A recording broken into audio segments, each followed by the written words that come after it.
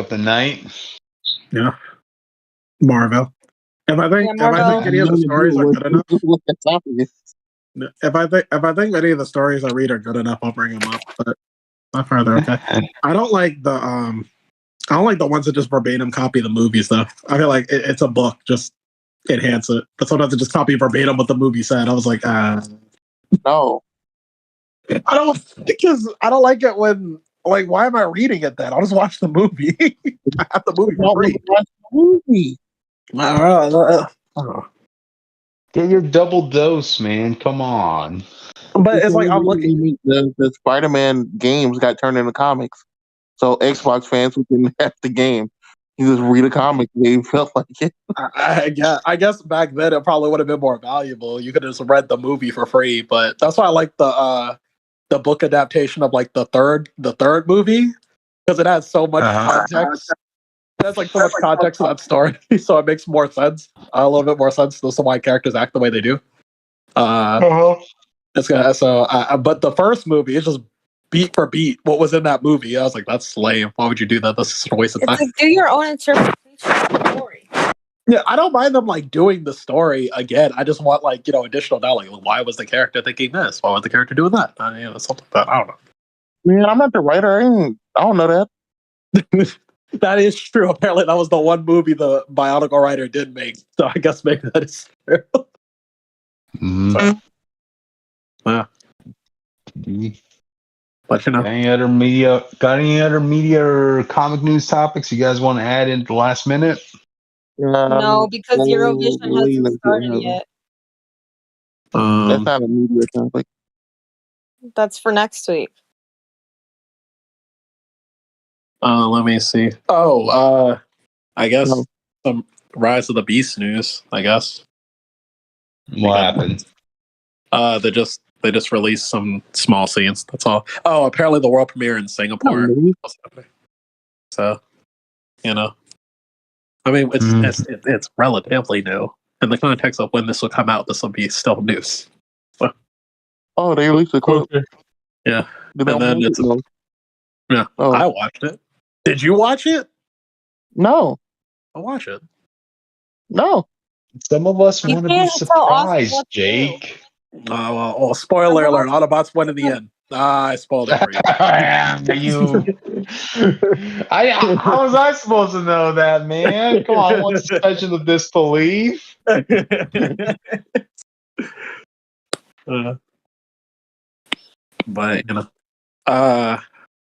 yeah. All right, you want to get started now? Get out the way. No. Okay. Yeah, we might as well get started. All right, let me do the honors. Gotcha.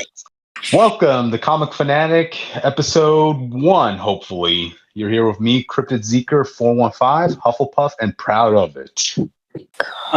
Next, you got Jake Tylenol, the Gryffindor turned Slytherin. I was born a Gryffindor, and then I betrayed my kind for the Slytherin because they deserve representation. My name's Austin. I'm tired, and I can't say the word I want to say. I'm Richter, also known as the Witch of Jotunheim, and happy Eurovision week, guys! Hey.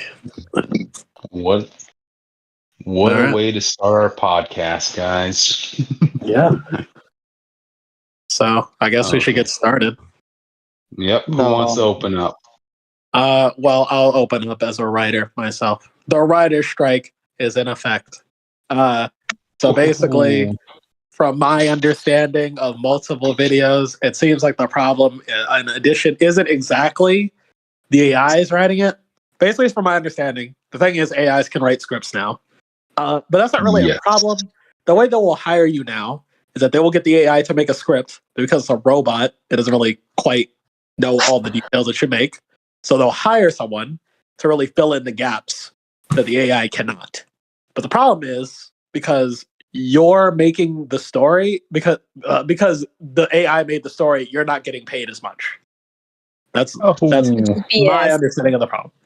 And also, I feel like, correct me if I'm wrong, but I feel like when you have human writers, it feels more human rather than if you have an AI write it. It probably doesn't sound right. Oh, geez, I just Why heard the humans are filling in the blanks. Yeah. But it's probably, according to the New York Times, this is probably gonna last for a while. I like to think that new movies that are coming out were more prepared than the last time this happened. But we'll see. Hopefully the workers get paid, obviously, No. Well, we can just replace you with robots, I guess. Forgive us for paying you exactly what we hired you to do, which was fill in the blank. Because it's no different than what they actually do. The only difference is now they can just say the AI did it. Basically, a lot. You're writing less, so I'm paying you less. Yeah, the idea basically is, and I don't really know the full complexities of it, but the idea is basically is that apparently this is kind of what usually happens. It's just that now they have the AI. From my understanding, they pay less. I'm not entirely sure. But I don't know. If I don't know.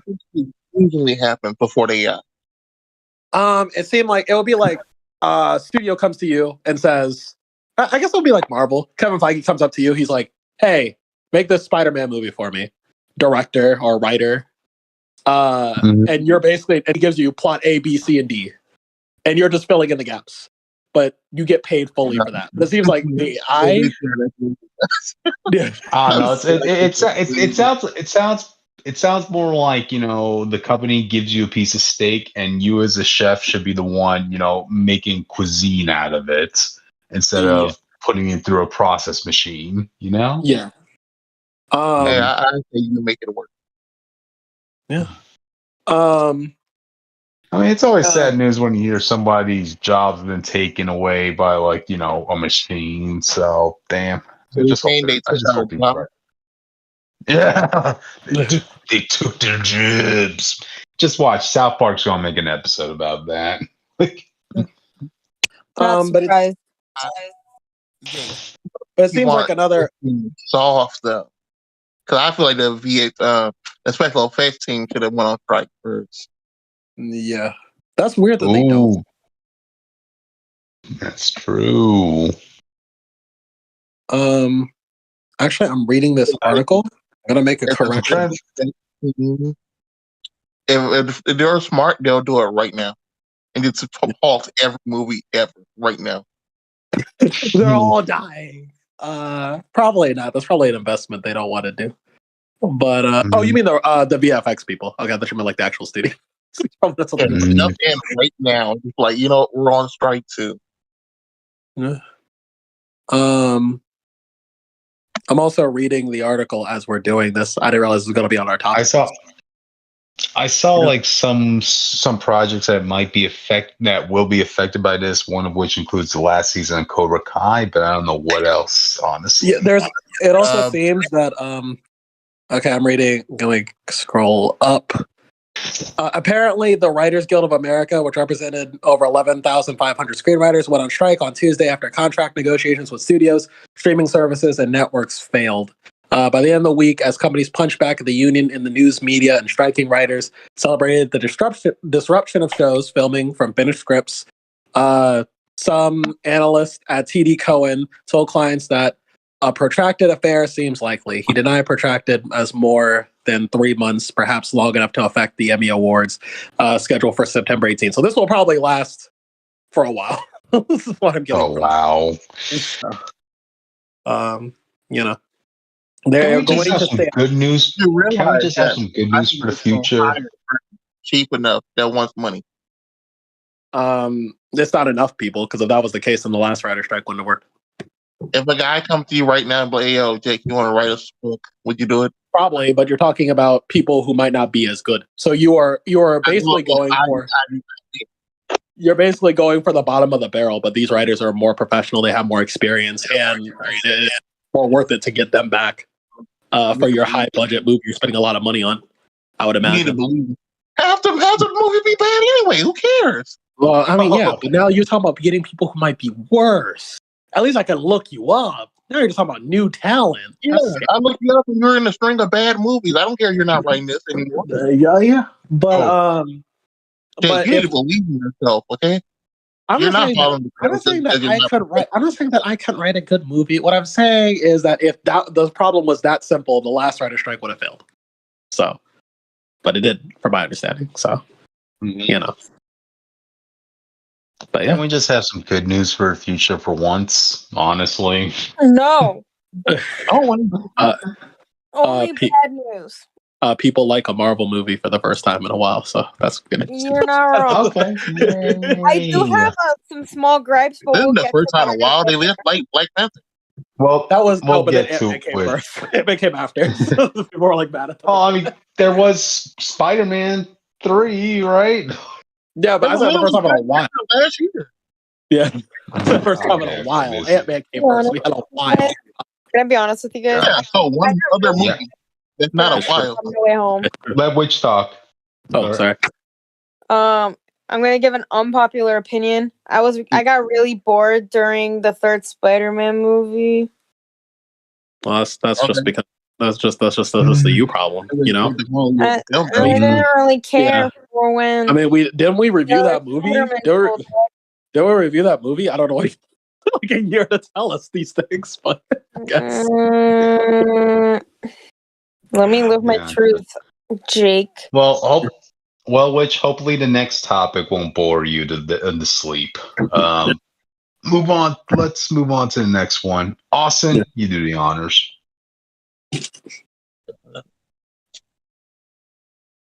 Okay. Austin, this is your time to shine, man. Blade news. Blade news. All right. I heard he's getting a new book. The writers are on strike. Oh, It was basically part two to part one of this. Essentially. Original story, apparently Dracula and I want to say the Blood Colonel from the Avengers run were supposed to be the villains. But that guy with the rewrites, Mia Goth, aka the main actress slash villain from Who's in X all of the A24 Pearl. movies. X and Pearl. Is playing from what game we just played. Oh, what game we just played? You mean Jedi Survivor? What Yakuza? What? Marvel game, obviously. Midnight Suns. There you go. Yeah.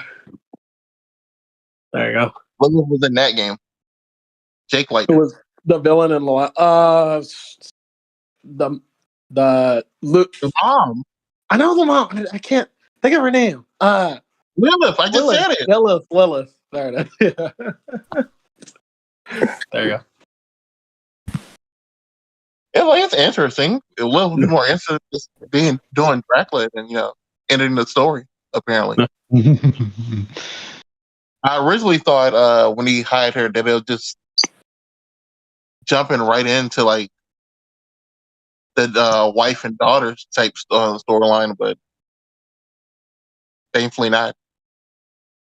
Then again, I don't really know what else you do with Blade. He hasn't gotten a lot of like stories just to himself compared to others. You can do like the Blood Colonel and the early Jason Aaron Avengers run, where like the vampires had like a whole team of people. But I thought you were about to say when he becomes sheriff of it. Do we even know the plot summary for this freaking? It's under rewrites. Yeah, we just know the leaks from being rewritten, and then we got the actual set for people going back to say it. We know the person who plays Blade does not want to be here, though. So that's something. I don't even want to be here, man. Yeah, but he's probably like, I made my point clear. He's like, I made my point clear when I was here for half a season of Luke Cage. Dang it! Well, I guess that's it for the Blade topic. Nah, with the writer rights, man, I don't have a lot of faith in this movie. Just put him on a team of Midnight Suns, and there you go, and problem solved. Like, if you're not gonna do Moon Knight 62, just do Midnight Suns. That'll be fun. If you're not going to do Moon Knight justice, at least do something justice. Yeah. But yeah. All right, then we're done with that one. So let's move on to the next one. I call this one Married with Children animated series in the works. Yeah, I was like, did we really have any idea what it is? Yeah, I was like, what are you talking about? You haven't heard of Married with Children? My mom watches that show all the time. Exactly. Oh, Al and Peggy Bundy. It's about two people who are married with kids. It's a family sitcom. Yep. I don't know what else. A dad who hates his job and hates coming home to a wife that doesn't cook or clean for him, along with a hot ass daughter, along with a son who never gets LAID, and a wife who just smokes and glazes around. Sound like Modern Family. I'm gonna be quiet. Well, this was the precursor to Modern Family. How about that? You did come before. Yep. But who asked for you this? Tell us. Yeah. Did you ask for this? No one asked for this. No, but we're getting it for the nostalgia bait to it. And it seems like the cast is still around. They're all up for doing a voice role in this animated project. But when you look back at the episodes, you got to remember, like, a lot of the jokes they made are really dated by today's standards. And by dated, I mean, this show would get freaking canceled if they made those jokes. Like, specifically the plus sized women. Let's put it that way. There's even an ongoing gag where Al Bundy, right? He has his own secret society of men called No Ma'am, which is literally a secret society of men against Amazonian masterhood. That was literally that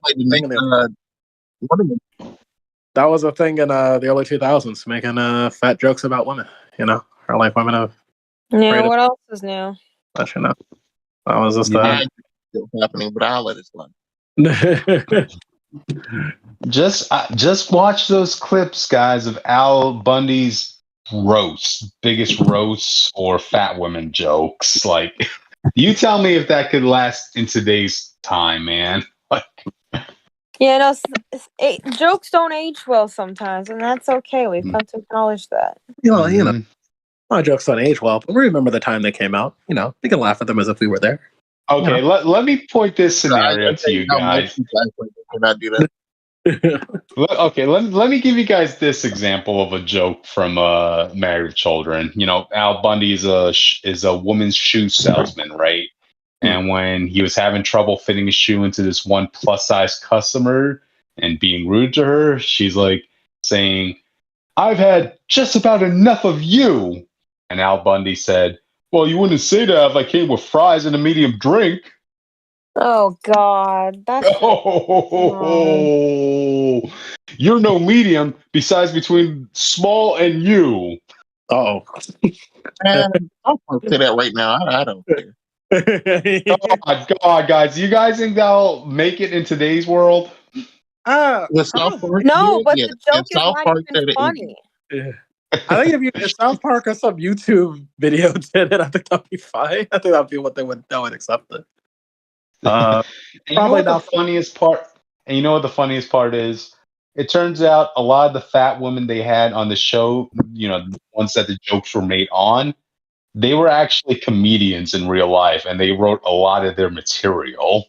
So okay, nothing intense. So it's like all over again. They wrote their own jokes. Like every black comedian, they go out there and joke about being black, and not every. But having the man say the jokes. Yeah. directed by a woman. Oh, yeah, So it's just Amy Schumer. She asked my vagina. Yeah. Mhm. There you go. Gotcha. But yeah, whether we're getting it or not, it's going to happen. Just an animated format, and Do you think that they're going? Is it just like they're gonna keep it in the same time era, or are they gonna like? They have to. Like, honestly, I can't imagine Al Bundy making it past like 20 years. You know, given how he's basically he hates life. That's the point of the show. He doesn't like his job. His job is killing him. His family doesn't really respect him. The pay is low. I mean, frankly, I'm surprised he didn't hang himself. Yeah. Yeah, but the fat jokes are too far. Yeah. Okay, let's try to squeeze in some of that old time humor into a modern time audience. Let's go for it. We update the humor. Update the humor, but that's also our problem. Do you update Looney Tunes humor? Come on. How good is that? But is that a benefit? Yeah, they do it all the time. The fuck you mean? Yeah, remember Looney Tunes shows?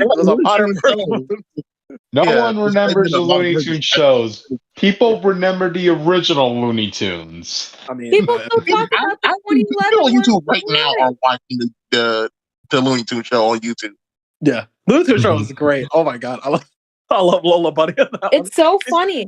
There's like two different scenes where both Bugs Bunny and Daffy Duck are in female flight attendant uniforms, and both Lola Bunny and like another guy who's also like a flight attendant or whatever, and they're like, they have male flight attendants exist, right?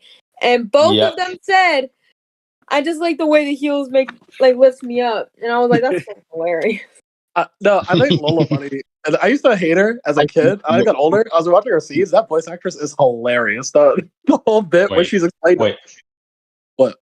Wait, are you saying you hated her in Space Jam? No, I hated her in that show. Oh. In the Looney Tunes show. Yeah. Oh, okay. The whole bit where she's explaining to Bugs how she broke her leg would just have me die for some reason. I just love that whole bit.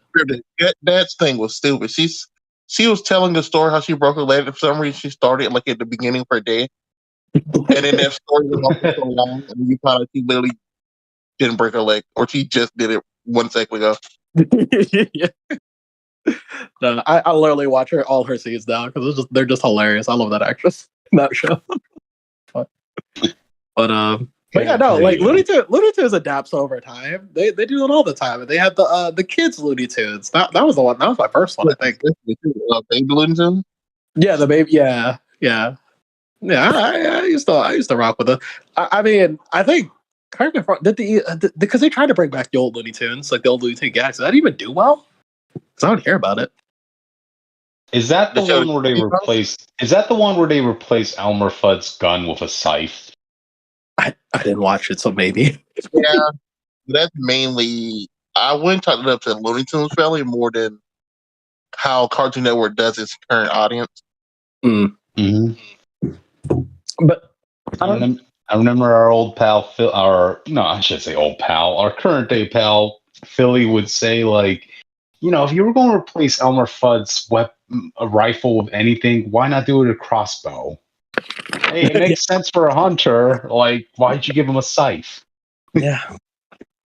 But yeah, no, I don't know. Looney Tunes is adaptable. I think my problem with nostalgia bait reboots is like whenever they do them, they don't feel quite the same. I think you could do it right. Like Samurai Jack's first half, for instance, is great, even though it feels nothing like how I remembered Samurai Jack. But it fits. It works. It fit the new tone of him losing hope and stuff. Yeah. But I feel like once a show's over and you take too long to bring it back, those writers, I don't think they have the same like mojo they used to. They don't have the same mindset. So I don't even see the point of like rebooting things like that old. And Teen Titans Go over Teen Titans. No. There you go. That's a perfect example. Those actors did not remember how the Teen Titans were. They thought they were overly serious. But Yeah, that was ridiculous. I hated that movie. I can't believe you made us watch that movie. You guys made me watch Captain Marvel, so it was your fault, Captain right? Marvel wasn't nearly as bad as the Mulan movie. Captain Marvel was boring. Teen Titans versus Teen Titans Go was just annoying. Did you say the Mulan movie? Yeah, we watched it yesterday, and it was god awful. That was Austin and Crypta's fault there. That was his fault. My movie didn't work. No. And I was just like family, we all suffer together in this. We come together. Yeah. But all right, I think we spoke enough about Married with Children. Let's move on to the next topic, which you do the honors. Oh, hello, it's me. We're you guys remember Free Comic Book Day? Well, I grabbed a couple things. Oh wait, no. Hang on. No. Wait. Hold on. We have one comic news topic. I lied. I don't know anything about this book, but apparently Whoopi Goldberg is writing a book for Dark Horse Comics. Yeah, it's called The Change. Wait till you guys hear the premise of this. Okay. First off, the superhero in question, she looks like Whoopi Goldberg. Let's just knock that out of the door. Excellent. Apparently, the premise is that this character, she's an older woman, right? And she ends up developing her superpowers at the time she starts getting menopause. Oh, okay. Continue. This is intriguing. Continue. That's it. That's all we know so far. Oh, that's not even a premise. That's like that was the hook. Where's the rest of it? I think they expected Whoopi Goldberg's name to be the real hook of this book. So I don't think they know that. Honestly, but who knows? Maybe this book is going to be like a Amy Jo Johnson. Yeah. I don't think Whoopi Goldberg's name carries as much cred in the nerd community as it used to. Maybe, I don't know. I mean, I'm probably not going to read it. If it was Star Trek, probably. And even then, I don't even know. A book about her own character in Star Trek. I think that would have worked fine. Yeah. Mm-hmm. I don't know if Whoopi Goldberg's a good writer. I know she's on The View, and based off things I've seen on The View, I don't really like The View. But... So, I mean, like, it's not going to be for everyone. I don't watch The View either, but it's like... I mean, I think why middle-aged white moms would love it. Right. Like, we are obviously not the target demographic for that series. Exactly. And that's not entirely bad. That's not entirely a bad thing, No. You know, give those people something to watch instead of just sitting home complaining on Twitter all day. You know what I mean? They can watch TV now. Yeah, I know, right? Woo! TV! I haven't had cable in years. But I mean, like, is anyone going to review this because they going to I'm probably going to forget about it. Honest, on the list. To be honest, I was just looking for some comic news topics to put in for tonight. Okay, because we're being recorded and everybody's going to listen to this eventually. We usually have a lot more comic news and media news topics to discuss, but if you want to do media news, I have something. Oh, go ahead. Pitch it. Apparently, and this is very exclusive, Jake, okay? I need you to, get closer to your phone. Okay, I got you. The original trilogy of Star Wars might get rebooted into a TV show starting with Ahsoka at the opening gates. What? Oh my god. Okay. Also, I so we're going back. Post this. If we do post recording, it's not going to be Eurovision week, so. Yeah, that gets rid of the fun of Star Wars, though. Bending over backwards to fit new canon where it wasn't before. That's lame. We don't need to do this, man. We don't need to do this. I used to respect Star Wars for never rebooting, sticking to their guns, and now they do this to me. Ugh. Look, I haven't done it yet, but with all the reboot news and all the new stuff they can fit into the original story, I feel like there's credence to them doing this idea, even though it'll be hated no matter what happens. Yeah. Well, okay. Well, Disney hate is religious, so no matter what they do, as long as it's not good, if it does anything bad, and even a small, good. It can be good, and it'll get hate for simply not being Mark Hamill. Yeah. Also, I know a lot. I know a lot. something? Before you mention that, which I just want to bring up, like I know a lot of people were pissed off as it was when Disney decided to erase the book stories of Star Wars. Yeah, Just To put it be fair, best thing to do. to be fair, at the end of the day, I think that was for the best. Yeah. I think given the state Star Wars is in right now, would you say that? Yeah, Yeah, the comics are fine. I don't know, like what do you people. This people get over. Hold on, Dick. Even if they kept the old comics, that doesn't change the fact they weren't going to follow the old comics. I think people overhate Disney. Yes, they make a lot of mistakes. All those sequel movies are bad. And they are a greedy company, yes. They are a greedy company, but they make good decisions sometimes. Like The Mandalorian, that exists because of Disney. You know what I mean?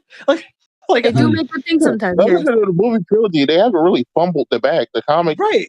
were award winning for the most part, and I don't hear a lot about the High Republic comics. I don't think people just that time period before. You're just going to disappear like that? Wait, before what? Okay. I guess. Well, no. I mean, like, yeah, like they have Mandalorian. People seem to like Bad Batch now. I thought it was boring. Jedi. You would even have the Jedi games without Disney. Star Wars Visions. Star Wars Visions. They're having a second season. Yeah, and apparently people really enjoy that season more than season 1. So I might get on that. I mean, I loved Rebels. That was a Disney show. Hey, Cartoon Saloon is working on an episode. Worked on an episode for Star Wars Vision, so can never go wrong. And they also made Star Wars. It's because of Disney you got Star Wars season 7. Even though maybe there was I don't know if there's any more complications to why Clone Wars ended the way it did, but Disney brought it back. So I mean, Disney isn't perfect. They make a lot of mistakes, but chill out. Like, they just call it a movie, bro. There's more content here. Yeah. I mean, I still think and then Andor. That's right. People love Andor, even though I haven't finished that. Andor is great. Yeah, Andor's good. So it's I don't know why people get on Disney this much because of 3 movies and some bad narrative decisions or choices. My basic problem with Disney is just, and there's a lot of companies, it's just nostalgia baiting. I just hate nostalgia baiting, especially in Star Wars, and people fall for it every time. But, that's about all I got. Can I say what I was gonna say earlier? Go ahead. This is kind of like miscellaneous stuff, but I feel like if we do post this, by the time it probably comes out, Eurovision will be over. So I will keep you guys updated on who wins and all that other stuff. And 2, I know that she debuted at least a week ago, but Synth V released the AI voice bank for Kasane Teto, so she moved from being an Otaru to being a Synth V, and she sounds a lot more human because she sounds a lot more like her voice provider, but that's okay. I swear that a lot of the covers that people have been doing are so good, man. You can still have her robotic voice, which a lot of people were upset that people didn't like the fact that she sounded a lot more like her voice provider. I'm like, this isn't Vocaloid. She isn't a Kryptonloid. She's an Utau who moved on to a better program. So, yeah. Anyways, if you want, I'll send you guys some covers. But for right now, I'm not doing that. Jake. What's up? Can you tell which I don't know what they're talking about? Which doesn't know what you're talking about. Vocal synthesizers. Awesome. Miku? Yeah. Awesome. We're just talking about vocal synthesizers. Okay. There you go. I posted a GIF with Miku in it. Yeah. Audience, you can't see it right now, but there's a GIF of 3 anime people. There's Neru, who is a fanloid, Kasane Teto, and she was a Nutau, and Hatsune Miku, which you guys should probably know who that is, because if you don't, I will be very disappointed. I know who Hatsune Miku is. Her games are hard. I don't know anyone. We can find a way to post the GIF up. It's not that crazy of a GIF. So listen, if you can beat a Hatsune Miku game on the hardest difficulty, you have my gamer respect. There are people. I've seen people do it. I can beat it. I just don't want to. Oh, also, there's going to be a Well, there's also going to be a new Vocaloid. I don't know her name, but she's going to be releasing on Vocaloid 6. Which, holy crap, we're at Vocaloid 6 now. And it's a collaboration. It's a collaboration between Vocaloid and the people who made Nana, the anime Nana, apparently. So that's cool. Anyways, we can move on now. Yeah. Cool. Alrighty, this is the fastest we've gone on to comic reviews, honestly. So I gotta grab my comic. Alrighty, let's start us off with Uncanny Avengers Free Comic Book Day #1. Can I say a couple of things? Go ahead. So, on the cover, to the audience, I'm just gonna describe the cover very basically. So we have Rogue, Deadpool, Quicksilver, Psylocke, Captain America, Monet, aka Penance, and Captain Krakoa.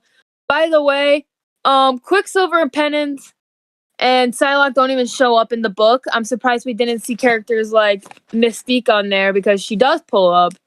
I don't know who this weird man is, but he's kind of weird. And besides that, I love Mystique and Destiny's Hellfire Gala looks. Destiny was like, I'm going to be very pointy and you guys are going to have to deal with it. Social distancing. Yeah. Isn't this like their third Hellfire Gala? Technically, it's Mystique's third, but it's either her second or third, but I believe this is Destiny's first. I didn't even tie it into the second one, yeah. I don't remember. But, Destiny's practicing social distancing besides to her wife because there are lesbian terrorists and they should be able to do what they want. Anyways, but no, remember that weird guy from earlier? They're bi terrorists. Huh? What'd you say? Is bi, okay. Not lesbian. Well, still, they're still lesbians. They're lesbians with each other. Haven't you seen Scott Pilgrim? Anyways, going back to that. Well, let's get to the meat of this story. You want to go ahead. I'm about to get into that. So remember that creepy guy before I went on the Mystique and Destiny rant? Well, he pulls up and he's like, "Oh my God, it's the Captain Krakoa suit. I'm gonna stick the syringe in it and screw it over just so that I can get the suit, because it's in like this thing." And guess who pulls up? Cyclops. Yeah, bitch boy Cyclops. He pulls up and obviously they get into a language. Hey, it's half seconds of the recording. We're fine. Anyways, so they get into a little tussle as you do, which is not cool. And so Cyclops tries to contact Forge, but he kind of gets knocked out because Cyclops is Cyclops. Don't worry about that. Okay. Yeah, I like what the guy had to say because apparently this is a normal guy who just really hates mutants, right? And when Cyclops was communicating with Forge, the guy's like saying, "You see, that's one of the things I don't like about you mutants. You look down on humans, even right now." Hey, and Chris, that's where you fall. Like are you mutant phobic? You're literally still look, actually, you know what? No, I'm winning any awards here, bro. I want the audience to know I'm mutant rational. Okay, mutant should not exist in this world without restrictions. That is insane. You have Jean Grey. You have Omega level mutant. Free the mutant. Anyways, going back to the story. The mutants literally have a whole planet to themselves. Yeah, at least they're not bothering people on said planet. Besides the point, we're going back to the story at hand. Anyway, the guy, he steals the Captain Krakoa suit because apparently he can do that. Because he has plans for that. He pulls a Thanos in Infinity War and yeets Cyclops off of a cliff, and then he just flies off. But don't worry, he's probably fine. Besides the fact that he destroyed the tree. Well, it doesn't matter if Cyclops dies or not because he's just going to be rebirthed later. So Yeah, and so quick thing before I move on to the second part of the story, Blade is getting a new book. That's what I was trying to talk about earlier. He's getting we a new talked comic. about that, yeah. And the What's he got to do with this tagline story? is, and I quote, "An ancient evil has been unleashed, and it's all Blade's fault." Like, what did Blade do to deserve this? He's just trying to vibe. You daughter? know? Yeah. I mean, he does have a daughter. Yes, I did read the first 3 issues of that book, and audience, it was really good. I do recommend it. Wink wonk. Okay, let's continue on with the book. Okay, so there is a Senate meeting. At the Capitol. In the Capitol with some old white men, because what else is new? Anyways, Captain Krakoa pulls up. And so this one guy, they're discussing the potential threat a literal planet of mutants might have on the nation. Yeah. So they're being rational, is what you're telling me. Right. They're being rational human beings. Go ahead. They're pulling a Jean Paul back in the 70s. It's fine. Don't worry about it. What? Guys, audience, if you don't know who Jean Paul is, you guys have not known me long enough. It's North Star, by the way. Anyways, going back to it. So Captain Krakoa pulls up. He punches this one guy in the face, and then freaking detonates 2 grenades into the building, which is not helping mutant kind because. So keep this in mind. Keep this in mind. The symbol, the national hero of Krakoa just blew up the Capitol and on U.S. soil. And guess who gets caught wind of that? Steve Rogers, aka Captain America, aka Cryptid's favorite character. I will keep going on this rant, but it's gonna be posted on YouTube. So hit me up on TikTok or Twitter later. Anyways, so yeah. No, so Steve changes out of his good boy attire and gets into his suit, and he's like, I gotta go. And so then there was an accident on the bridge, and he goes flying into the water. Yeah. And these guys it's because those guys put a bomb in his motorcycle, and Captain America, during the drive, he realized, wait, something's off. There's a slight weight disturbance in my bike. Oh shit, this is a bomb. And intuition. Yes. There you go. And so he falls into the water, as you do, because better being underwater than on fire. So besides the point. So these red guys pull up, and I don't know, they look like they could be from Department H because it could be Department H. If you guys don't know, you guys don't know, but still. So Steve obviously starts to fight them, but obviously it won't work because he's human and he needs air to breathe. But we see Best Girl Rogue with using Polaris's powers because don't worry about it. If you know Rogue's powers, you're fine. And so then can I say this about that scene? You need to tell people these things. That's what Crypt is here for. Yep. Can I say this? Rogue does use Polaris's power to get Cap out of the water, but she does it by because she was able to control the shield of Captain America, and I didn't like that little bit because but it makes sense though. There's always that debate as to whether, let's say, Magneto can control vibranium or adamantium. Wait, no, just vibranium or. That's not a debate. No, because because Cap Shield is made from both adamantium and vibranium. So honestly, we do. It's not 1%. Maybe 1% of adamantium. Are we sure about that? Didn't terrorists make the shield? Okay, how do we know that's even true? I'm just saying. There was actually gonna be mad about it. There's a lot of people trolling the shield lately. I hate that. The guys in red, they detonate themselves, so not fun. Wait. Before we move on, Cryptic, can you tell us who the Apartment H or whoever these people I can talk about Department H because I know about Department H. Well, then go ahead. Keep in mind, I don't know if these guys are from Department H. That is a theory, a game theory. But Department H is basically it's kind of like similar to Weapon X, but it's basically how Canada gets their super powered people, and that's how we got Alpha Flight because of Department H. I love how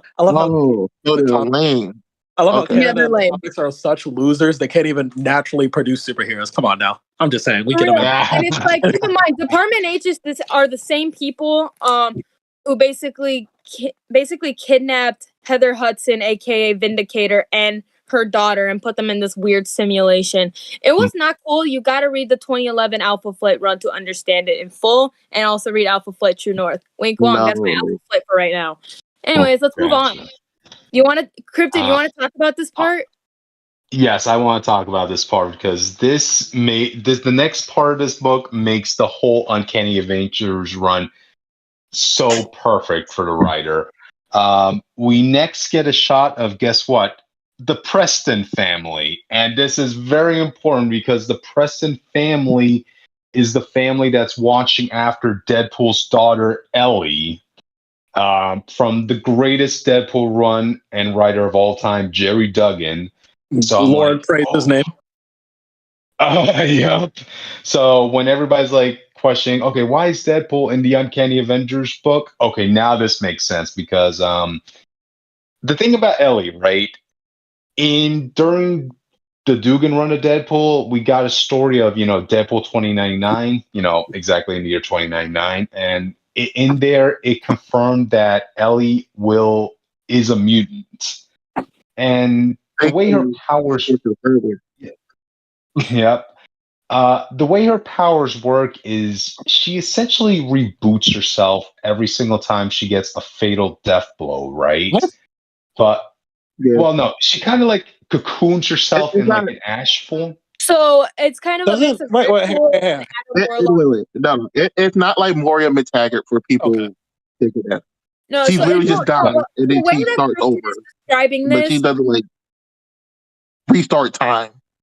So, no, the way that Cryptid is describing this, it kind of sounds like you're mixing Deadpool's immortality with Adam Warlock's cocoon thing. I guess if you want to put it that way, but there's a little bit more to it, right? So when we saw her in Deadpool 2099, she was an old woman. And when she appeared to have gotten killed, she encased herself into like a ashy-like cocoon, and she came out at the point in her time where her immune powers developed. So, yeah, 13. So imagine like if you're in your 30s, right, and you get killed by like a knife or a stab or a gun wound, you could just reset your body to that of a teenager, and boom, you're alive again. Basically, you have all your memories. Okay. What was that, Austin? So basically, what you're just saying is which was right. Yes. I guess, yeah. But that was very important because, like, at the time Dugan was writing Deadpool, Ellie was still, I would say, 8 or 9 years old. It's been a while since Dugan's run ended. So, yes, now she's a teenager. And that's why she's going to be popping up in this book. Obviously, she's a little bit older now. So at this point, I have a question for you, Cryptid. Yeah. Do you think that in the current Deadpool run written by Alyssa Wong, you think Ellie's going to show up eventually? I will hope so. I mean, Ellie is a fan favorite amongst the Deadpool stories. So, yeah. It'll be a fun conversation. Comfortable tackling kids, especially in like that type of situation. Mm-hmm. But anyways, let's continue with the story. Okay, so yeah, this is the first time we see the Preston family in, years. Like I would say a minimum of 5 years, honestly. But anyway, they get a visit from what looks like a version of S.H.I.E.L.D., but they have like these giant Iron Man sentinels. You should also mention that they were eating dinner. What was that? I wanted you to read Invincible Iron Man number 5, because that's where the Stark Sentinel come from. No. So basically, the Preston family and Ellie are eating dinner, as you do. And then we see this bright flash of light. And I don't know what her name was, but the woman was like, what the hell? And she's like, I swear, Deadpool, whatever this is, I'm gonna drop kick you into the East River. And she's like, my God. And then we see the Sentinel Iron Mans. Mm-hmm. Oh, her name's Emily. No, her name is Ellie, but she has. No, I'm talking about the woman, not the child. Oh, okay, Emily Preston. Yep. And so basically, this guy in red and white from Shield, not from Department H, is like, yo, you have a mutant under your roof. Can we see her? Thanks. Yep. So she's All I'm hearing, Deadpool's daughter's finally a mutant. Celebrate. all I'm hearing Where's is that Rogue when he you need can meet her? Franklin Richards. Yes. All I'm hearing is we have to stop the mutant problem. Anyways, we move on with Dr. Strange. If the audience doesn't know who I'm talking about, what the hell are you guys doing? Anyways, no, we see this like weird like bright light pull up. You know, it's kind of like this cool thing. It's like one pike with like two little rings. It's actually really cool looking. I wish we could show a picture, but I don't know if we could put that in post. Besides the point. So Dr. Strange is like, I'm too old for this, and I'm like, fair enough. I'm getting too old for this too. And then this one guy in a red jacket was like, no, I'm old. You're just tired. I'm like, fair enough, because me. Anyways, so we see this book and Dr. Strange pulls up and he's like, here's a book, you know. I don't remember what were they talking about? They're talking about like an endless war between good and evil and the fact that they play a part into it. I'm just gonna let you guys know right now. I don't know who the guy in red is. Yeah, this is the last half of this issue is basically a prelude to the Gods event. That's going to be the Doctor Strange event coming up. So. Oh yeah. Thank you for saying his name correctly. Most people that read the comic and don't know who you're talking about. Gods being an acronym, GODS. We don't know what it stands for, but. Well, it's just about the cosmic universe and the new status quo that Jonathan Hickman's going to create. Mm-hmm. But no, I like this one piece of dialogue. So Doctor Strange is like, I am good. And he's like, and you win? Are you good or are you evil? And then the other guy's like, Steven, my boy, who can tell the difference anymore? And I'm like, fair enough. You know what? Go off. Anyways, we're going to get God. That's the trailer that we talked about before. In 2022. This one we got dialogue though. In the trailer, we only get the dialogue that Witch is talking about specifically the trailer is what I'm saying. Okay. In conclusion, Quicksilver, Penance, and Psylocke, and to an extent Deadpool, even though his daughter's in it, so I'm going to count Deadpool as being in this book. They're not in this book, so why the hell are they on the cover? It's to sell issues, Witch. Yeah, but you're going to tell me that most of the mainstream audience knows who Penance is? This is just like giving you the idea of what the team is going to be. It's a prelude to this team. Yeah. This is just setting up what the story plot's going to be. In conclusion, if you thought this was specifically to see Quicksilver, tired. I don't think you read comics. I don't plan on reading this because the only thing for Fall of X that I'm reading is Alpha Flight, so I will keep people updated on that because of course I will. You don't want to keep tabs on Deadpool's daughter, man? Come on. That's what you're here for. I don't read a lot of Deadpool stuff. You know this. Oh. If I decide to pick it up, that's on me. But for right now, at this very moment, as we're talking about this and we're recording this, I don't plan on reading any other book besides Alpha Flight. No. My wallet can only handle so many books at a time, Cryptid. Why do I trust this writer to write Deadpool correctly? Wait, Deadpool can you repeat that?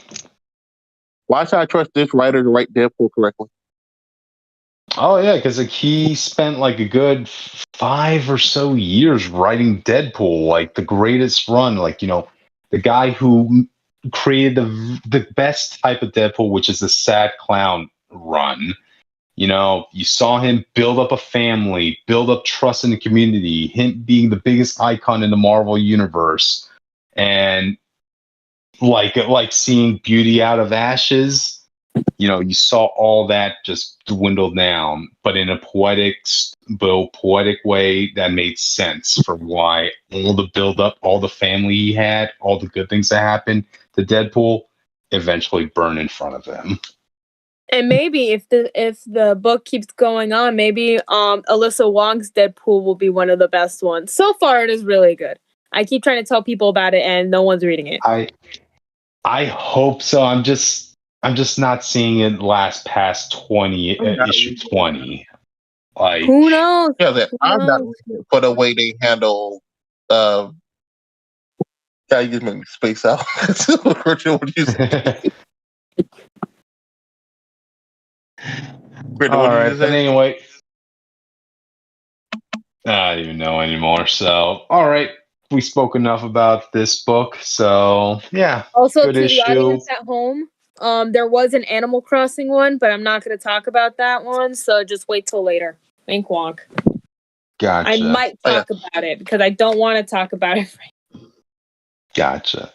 Anyways, for the record, I'm not reading the Death Warrant for the way they wrote and treat Lady Deathstrike. And that's valid. Number 2, live your truth. I've been trying to tell 2, people about it, but like, Jake, tell people what's wrong with me. Okay. For the second time, my problem with mutants is that they keep getting put on the pedestal that they're minorities, just like blacks or the Jewish or the Native Americans, and that's not true because they are not the same. Okay? Can I debate that? Not yet. Let Jake have his moment. Say your opening statement, and then I'm going to debate that. As young as 13 years old, or even sooner, in some rare cases, they can unlock their powers and just completely lose control of them. What was it like in X-Men Origins? Was that the one where Scott Summers just loses his? Which one was it? Where Scott said is in the school? He lost his glasses. Oh yeah, that's yeah, where he loses control of his powers and he starts like tearing up the school with his eyes. Imagine if your child was in there. Would you not be scared? Then any other stuff can happen. It's like some of these parents don't care about their mutant children. You mean I thought you were going to use one of the more famous situations of Ultimate X-Men Wolverine, where we don't talk about the Ultimate woke up with a mutant power, and you found out his mutant power was literally just killing everyone around him in town casually without noticing. We don't talk about the Ultimate Universe. Like that book ended with Wolverine having to mercy kill him.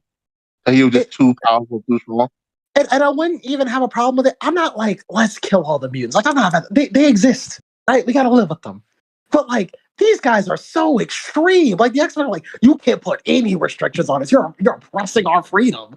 It's like, oh my God, what if your team members got possessed by a phoenix and nearly killed us all? What are you talking? Technically, if you think about it, Jean is the Phoenix, but worse. No.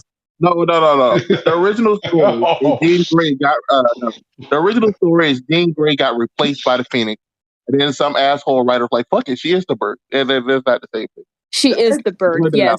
Can we quote that? A mutant is the Phoenix, is what you're telling me. So. That's even worse. Originally, no. That's the problem with that story. But can I get my rebuttal? Which I'm about to give you the floor in a second. I was gonna say like. I just mean like basic restrictions, like all the technology in the Marvel Universe. Can we make like a mutant suppressing watch or something and actually like have it stick? That sounds very oppressive. It's not even oppressive. It's very oppressive, Jake. Bro. Yeah, we let them put them on themselves. They can take it off. How many people does Wolverine have to accidentally kill for him to be like, dang, maybe I should like not be able to just casually do that? Right, and then they just have a school where they can do military drills. And go on military ops without unimpeded? Are you kidding me? Yeah, that's not cool with children. With adults, that's another thing. But with children, no. They screw off, Charles Xavier. We don't like you. You're not approved by your government. Stop doing that. I mean, I'm just saying, like, Charles Xavier's just not a good person. I feel like we've all agreed on that. And like I said, I get it. There are legit people who just hate mutants, just hate them with a passion. I don't hate them. I just want them to be like regulated a bit. I want to know, like, if I go to school, I'm not going to get, like, hit with a laser beam or disintegrated or, something like that. I just want some assurances. That's all. Can I, like... Preach. Before I give my rebuttal, before I give my part of this, I just like how your voice went up, like, 2 octaves. Oh, it's insane. I'll tell you now, if that happened at my kid's school or my kid died because of mutant, I'm buying the Sentinel. Okay, but wow. with this week's Iron Man issue, that can actually be a thing. Keep that in mind. So, Anyway, go ahead. So what Jake said at the beginning of his rant, there are mutants of those origins, so I feel like we should start off with that first. That's common sense, though. Yeah. But keep in mind, for the longest time, they were supposed to be an allegory for oppressed minorities ever since their creation, even up to now. It just depending on what the situation was in our world, will determine what it is in their world. Anyway, and number 2, Jake, your voice went up like 2 octaves, and I thought that was because it was with some mutants, like hypothetically, like I don't know, I'm gonna give a random example, like maybe like Hope Summers. Yeah, or like Moira McTaggart, when we found out about her powers, like, yeah, maybe that could be like looked at a bit closely, be like, hey, don't do anything too crazy, guys. But like characters like Beak and Anole, I feel like they should be fine. But that's not even my issue. It's like, wait, okay. Okay, I agree with that. Slight mutations are fine, but anybody close to Omega or Omega level, we got to talk about, bro. If you're Omega and you don't have control can technically powers, maybe you should get that tilt look the planet, at. and we would just all die. Right. It's not even just that. It's like the mutants. The problem with the X-Men is like they want to be like, yeah, we should all live equally, but it's like you're not equal. You're like better than us in every way, and you can just turn on this whole. People have said that mutants are the next evolution of humankind. Right. You're lucky. You guys are lucky that North Star is not an Omega level mutant, because we will never get an Omega level speedster, because he will not only kill himself but the entire planet if he was Omega. Just remember that. That's why he's alpha. Quicksilver is the only species that make it light speed that isn't on land. I guess I'll put it like that. It's still surfing the light speed. To our current knowledge. I just think, and then my other problem, like the X-Men just don't accept like anything. Like they're so unyielding. Even if you give them like a basic ask, they're just like, you're oppressing us. I'm like, bro, I'm trying to get my child to school. I'm for the work. All right, it's already bad enough. Every week, God is coming to Earth. In the defense, there are people who are actively trying to murder them all, so they do have a right to be kind of upset over that. That's fair. And like, I think they understand that there are mutants whose powers are way too powerful. That's why they didn't bring back Destiny for God knows how long. No. You guys, the reason they didn't bring back Destiny is simply because they didn't want anybody back who can see the future. Exactly. Did you guys read the Bendis X-Men run? The Bendis X-Men run? Yeah, which one? Yeah, because the reason I bring that up is because there did come a point in that storyline, right, where one of Iron Man's 3 biggest nightmares actually did happen, right? Where someone with powers who ended up being a mutant was just so out of control and had no way of controlling his powers and was literally destroying the world, destroying X-Men, mutants, humans, pieces of land and all that stuff, all the way up to the point where even Xavier had to say, okay, we can't let this kid exist. So they went back in time and made sure his parents never met each other. I have a question. So they wiped that kid from existence. It have bigger complications than I have a question. What's up? Yep. Was this during Civil War II by any chance? No. No. Okay. Civil War II is a guy who can see the future. First of all, Civil War II was not good, and 2, I just don't really care for Tony Stark that much as a character. It's just to be insane, and the fact that like no one seems to address it. I mean, yeah, to Witcher's point. I mean, I'm not saying go around and like kill mutants. Like that's not what I'm saying. I'm just like mutant phobic. I just want the X-Men to sit down and have like a logical conversation and be like, yeah, we are kind of broken, aren't we? That's why you need to diversify the Quiet Council. I saw this one Tumblr post where you had characters like Northstar and Dazzler join it, and I'm like, they would call these people out on their BS. So we need like a little bit more of a diversity on the Quiet Council so that they could discuss this. But knowing how Fall of X might go down, probably not. Call them out doesn't help them when you can just easily be outvoted and they do it. Oh no! In my defense as well, we should off Beast because he's the worst. Anyways, let's move on, guys. Let's talk about Krakoa real quick, okay? They have a whole island now, planet to themselves, and Magneto's their there. planet is Morocco, by the way. Let's just forget the fact that Magneto has been a terrorist for years, and now has political power in a mutant power keg.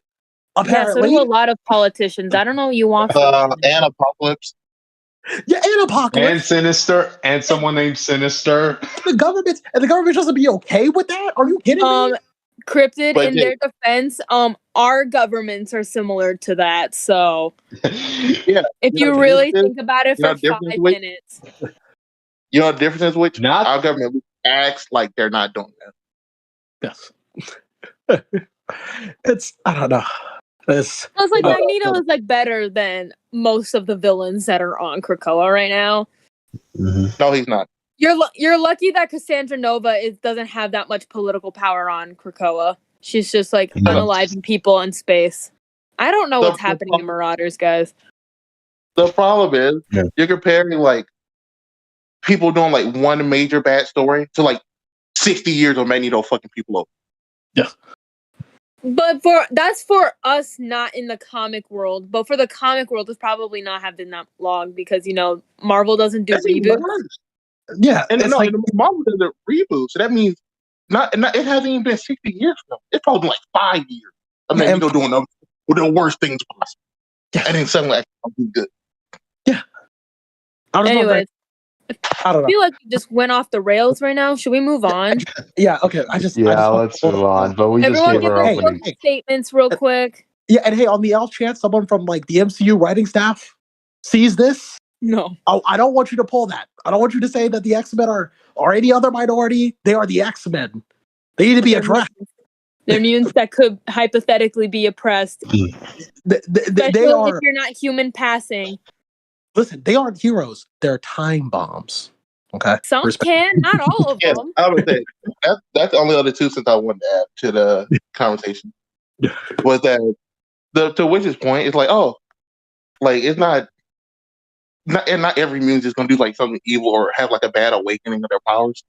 Right. But all it really takes is like one moment, and the world's going to be mad. And that seems like a generalization of an entire being of people, which sounds like what other. You mean something that's been happening for 60 years in comics? Yeah, yeah. It's like I get like Scott Summers. He's cool. He's a cool guy. I mean, until he lost his shit. But like there are a lot of cool mutants. Yeah, you can say the same thing about Banshee and Beast. But at least Banshee and Scott had character arcs.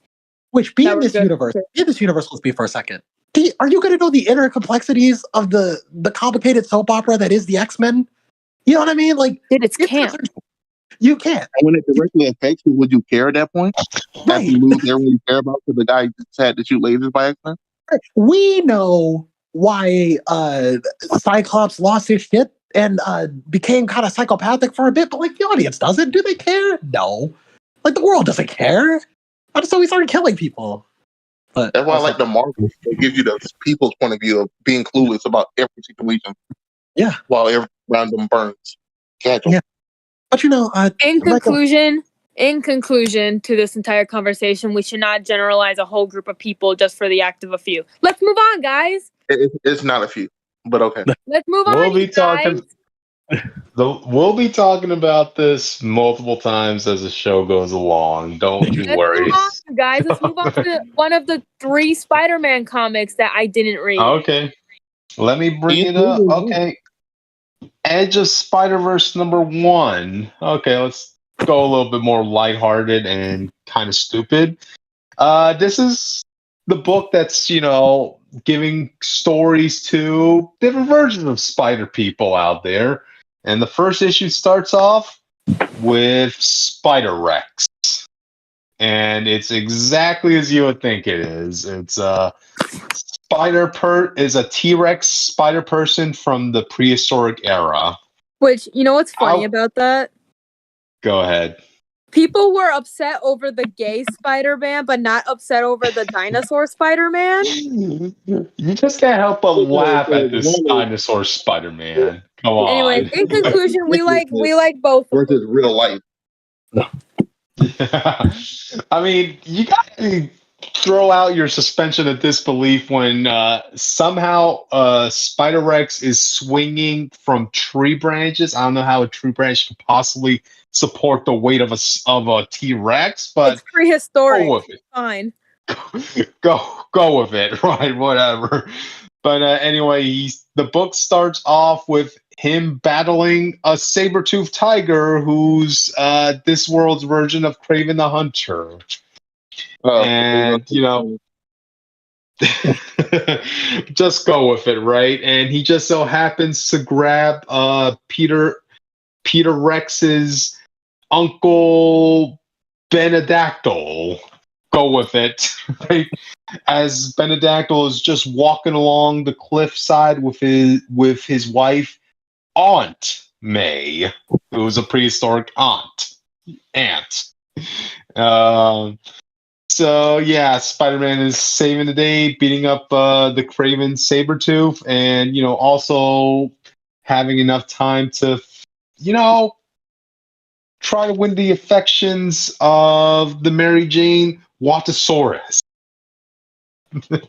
What?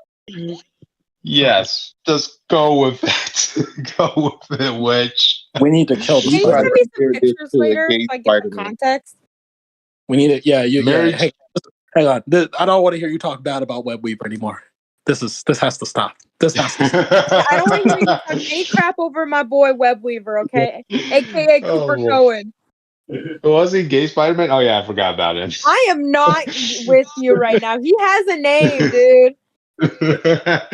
Tell me there's something else different about him, and then I'll stop calling him what he is. There are two gay spider people. All right, so there are two gay spider people. Why I'm gonna go on this rant. I'm gonna go on this goddamn tangent. People tend to forget that feminine gay men exist, and it really pisses me off, man. I'm just like, he has a name, dude. He's in the fucking fashion industry. He's like doing something with himself, man. What is Peter Parker doing? Being a massive simp over two women that he's been simping over for the past God knows how long? At least he's doing something with his life. He has a career that he's passionate about. And he's also a superhero. Like, yeah, he's in this weird love square between two people, freaking miraculous ladybug style, but whatever. It's fine. At least he's doing something with his life. Anyways, let's move on before I go on this rant some more. Let's go back. Let's go back because I'm not forget that those type of gay men is that people don't want to read about that. I am sick and tired of people seeing a feminine gay man and assuming he's a stereotype. No. You want to know what a character that was a gay stereotype? Look up Extraño when he first debuted. Then come back to me on that. Let's go back to T-Rex Spider-Man before I lose my mind. Okay, so anyway, he goes back and there's another T-Rex Spider-Rex is fighting, and he's able to beat him by throwing him in a tar pit. Guess what that black tar pit ended up being? It's Venom, obviously. Yep, Venom. So you have your Spider-Rex versus Venomsaurus Rex. All goes well as Peter Rex ends up throwing Venom Rex into a volcano, and bam, volcano erupts in the shape of a Carnage cloud. So, yeah, that's how the issue ends, really. But what you're saying is I'm going to read this. And we do get introduced to a short story that's introducing the deadliest spider in the Spider-Verse. Silly spider. Killer. Oh. Spider killer. We'll get more into that. Yeah. Oh, I guess the story should be about the actual deadly Spider-Man, aka the one from that story called Deadly Spider. Yes. It's going to be short stories for the time being. Like next issue, it's going to be our favorite Disney princess spider person, Spinstress. So I'm saying ours. You're the only person that you and Witch the only people reading it. It's not ours. Well, there is two people in that sentence, so therefore he can't say ours. The only spider character to come out in this past year that actually has potential to go big. Well, if you say, But I was gonna Come on. I was gonna specify for the audience that I don't traditionally read Marvel and DC as much anymore. This has been a thing since like Bendis and Tom King killed it for me. That doesn't mean I don't think they're good comics out. I just got tired of stuff like what's going on with Spider-Man now. But, you Don't know. support that will, and I don't want to talk about that on this podcast. But you know, I'm sure there are great comics out for Marvel and DC. I just don't care about that universe as much anymore. But I will react to them accordingly. You know, if I get things wrong, just know it's because I didn't read it. I'm just listening to these people talk. Gotcha. That's for your shortcoming. Anyway, there you go. Alrighty then, Austin, you do the honor to the next one. Oh, I got to come back to the thing. Oh, I am Iron Man number 2. I was looking up the wrong thing. You thought it was Spider-Man? No. I thought we were going into Invincible Iron Man, so I was pulling that back up. Oh, okay. But you wanted to put in both those Iron Man books this week. I know. I was saying I pulled up the wrong notes and everything. Give me a second. Okay, gotcha. But you read this too, right? Yeah, read it. I didn't like it as much as the Invincible Iron Man one, but go ahead, talk about it. Only one. Give me a second. I got to find it again. But the only reason I wanted to talk about it because this Iron Man's anniversary celebration book, and we didn't bring it up at all ever. Aww. Yeah. So that was kind of sad. Give me a second. So what happened in the book, man? Give me a second. This is brought to you by Bionicle. No, never say it again. Okay, let me give you guys a gist of it. A giant sardine pops up. I want to specify that we are not sponsored by Lego. That was just a bit. Yeah, because you're the only person here that loves Bionicle more than It's true. It's true. We are sponsored by Ninjago. Nah. Not really though. Don't do that. Their books begin with Iron Man trying to stop a meteor. For some reason, I don't know why he's doing it specifically.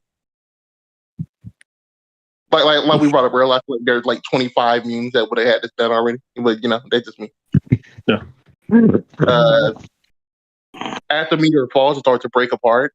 It starts about to fall on the city. Iron Man decides to drop kick the meteor pieces for some reason. I've had this panel downloaded, man. I got get posted. But he's trying to break up the meteor pieces into as many little pieces he can. You can post the pictures. Really just like I can't from what I'm using. Oh, okay.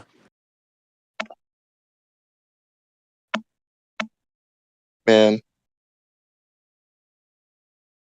Anyway, my bad. My phone is messing up because I'm upstairs. Anyway, as the meteor starts to fall, you see everyone reacting to it. Iron Man falls into the water, but people are assuming he's dead. You have people in rat suits picking up a meteor, a piece of the meteorite. It glows purple for some reason. I don't know why I don't know why they don't talk about it. Iron Man wakes up in the water. Jake, there's a big old fish here. I mean, a big old fish. How big we talking? Jake, it's like Godzilla fish. So it's like the fish Godzilla would eat? Yes. Okay. The funny thing though, Jake, this fish starts talking.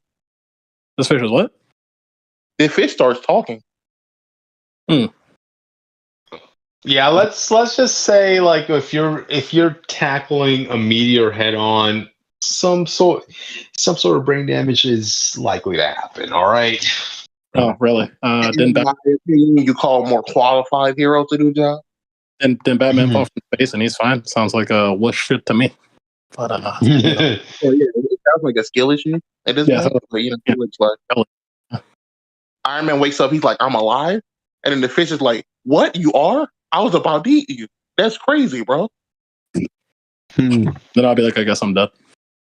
Iron Man tries to talk with his words underwater for some reason. I think he's dumb. It's probably the brain damage. The fish is like, I don't speak bubbles, bro. You're gonna think with your brain. For some reason, Iron Man's first comment when his brain's like, back up or I'm going to kill you. And the fish is like, is that a threat? So Iron Man's literally like an underwater pissing competition with a fish right now. We'll do this with Namor. He's doing it with a regular fish. Jake, this fish reminds me like an old retired man. He like, bro, I don't have that anymore. I can't be playing like this. He rolls over on his back. And he like, just kill me, bro. I miss my let wife. me hang out with my sardine bros, my sardine brothers. I miss my wife. I miss him. I miss him. That would feel. I miss my wife. I miss her a lot. I'll be back. Yeah, I'll be back. Yeah. Iron Man tries to lead. The fish starts following him around. Iron Man's getting annoyed. That's when the sardines that they keep bringing up to him. Yep. He's like, hey, the fish is like trying to say hello to him. He's calling them friends for some reason. He's like, hey, friends. And they're like, please. Mm-hmm. So this fish is very lonely, Jake. Iron Man's his only. Now all the sardines are coming in, and you see the sardines die to a giant whale. What does this have to do with him recognizing that he is Iron Man? And what's happening? Well, it's a celebration, but you see like weird adventures that he go on, from my understanding. He doesn't talk to him about it. But I think it's more about Iron Man helps anybody, even like a fish. Oh, I'm glad he fits the bare minimum of being a superhero these days. But to be fair, he hasn't done that a lot. So, but he starts speaking telepathically, try to use like his mind power to stop the whale.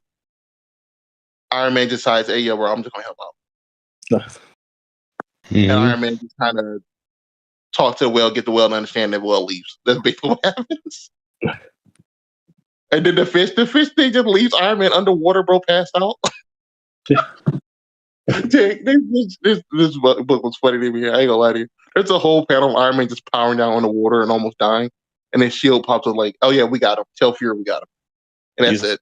So I don't know what it has to do with I Am Iron Man or him. Oh no, well at the end I guess it says it. Is it like Fury? Is it Fury the Junior or Fury? No, this is White Fury back in the past. It's like 62. Oh, okay. So it is like one of his first stories. Okay. But at the end of the book, it says, I am Iron Man. This episode was written and illustrated and dedicated to everyone whose body betrays them, whose body has kept them away from their dream lifestyle, or whose body has caused them frequent hospital visits. Do not give up. Keep fighting for life like Iron Man, defy Mother Nature one day at a time. So it's about his suit failing underwater and him still ending up being the hero that he usually is. That sounds fine. I'm amazed they didn't tackle the arc reactor though and use that as an example. Because it does the fix. Well, to be fair, I think that's been done to death. We didn't talk about issue 1. I think that's part of issue 1. Okay. Because I thought because I know it's back in the 60s. I know now the arc reactor doesn't really mean much, but that's what he dealt with. Did it ever mean much? I don't know any mini story. I haven't heard many Iron Man stories about Iron Man dealing with the arc reactor issue. Well, but they don't want to talk about it. Mainly no, they don't want to talk about it. It's just mainly not an issue anymore. It's like with the movies. Oh no! I know it's not. The point that it was poisoning him. It wasn't a problem because he just built other stuff to protect it from being hit directly. Yeah, so I thought it was. I was talking about making new powers with new ways to take it out if you want to do that to it. I mean, back in the 60s. I mean, I don't hear a lot you hear Demon in a Bottle, but Demon in a Bottle is never about the arc reactor's failing or something like that. The arc reactor failing stuff, I think it's only 1 or 2 before Iron Man reveals himself. Before when he was Iron Man's quote unquote bodyguard, I think there was 2 stories, and after that they did a few. Oh, okay. But usually art director stories come before the upgrade of the arc. Okay. Okay. All right. That was a He is decent artist. issue. I gotta say, the artwork I did like the most out of this book, to be honest. That's why I was disappointed that I couldn't share it, but because my regular site was not working up here, I had to go to another site, which took me so long. It happens. Gotcha. Beef happens after all. But you know what? You want to know where else it happens? In the next comic we're about to talk about. Okay, Spider-Man number 8, and apparently this is a series. Okay, now I'm getting a little confused because The event ended at issue 7, but I was specifically told that it was going to keep going even after this event ended. I was originally thinking that was just going to be a one-time event, but no, this is still going on, and I need to check back into the Zeb Wells Spider-Man run because this book has a legacy number on it. Oh, no, well, yeah, this happens. Okay, I guess Zeb. No, I guess Zeb Wells is writing the amazing. Zeb Wells is writing the Amazing Spider-Man legacy numbering, and this book is just writing the Spider-Man legacy numbering. So, okay, we could work it that way. But this book in general is supposed to take place, I believe, after the Zeb run. But I don't know if you remember originally when we were talking about news like a while back, the Zeb run almost got canceled, and this book was supposed to replace it at first. Okay. Well, makes more sense. But anyway, let me get back to what happened in the book. So, this is Spider-Man just pretty much going back to business, He's saving people off burning a building apartment, saving as many people as he can, coming back into the building, more than once to, save the residents, save the pets, and this and that. He got inspired by Tobey Maguire. Yep. So after he finishes saving as many as he can, Spider-Man is there by the fire truck, breathing in some oxygen, right? Because it's not easy going into a burning building. You have the heat, the fire, the lack of oxygen. The smoke. It's almost like you should make a better suit for that. But I'm like, also Ben Tennyson. So yeah. Gotcha. But anyway, as he's talking with the firemen. A woman comes out, and her husband didn't make it from that building, and she's crying and yelling at Spider-Man. You were in there. You went back for the dog, but not my husband. How could you? You're no hero. And this and that, and like. When do people not hate on Spider-Man though? Like for the smallest reason. I know. In her defense, her husband did pass away in that fire, but still at the same time, how was he supposed to know that? Listen, exactly. He saved his Yeah, Ben Tennyson would know. Okay, that's all I'm gonna say. Ben Tennyson would know. But this really hurts Peter. Even as he's going back to his apartment, even after the firefighters telling him, "Look, dude, you did all the good you could, man. People are still alive because of your actions. Just keep that in mind, this and that, right?" But no, Peter goes back to his apartment. He sleeps, and keep in mind, he has all the memories he had of what it would have been like had he not been Spider-Man. So this just adds more insult to injury because he had the perfect life.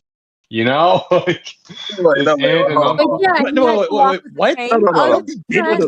The problem with that is that means you can just stop, idiot.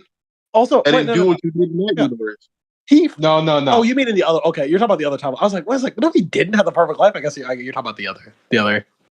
Yeah, I'm talking about the one where he was at the house when the robber came in, and he saved his Uncle Ben. Okay. Well, that no. But I'd be like the inventions to help people, like all the other stuff he did after that situation to become better and save people. He could still do. He's being an idiot, not doing it. No, it's like there's where he's in the universe. Keep in mind, in his universe, his uncle is. Yeah. No, go ahead. In his universe, they're like.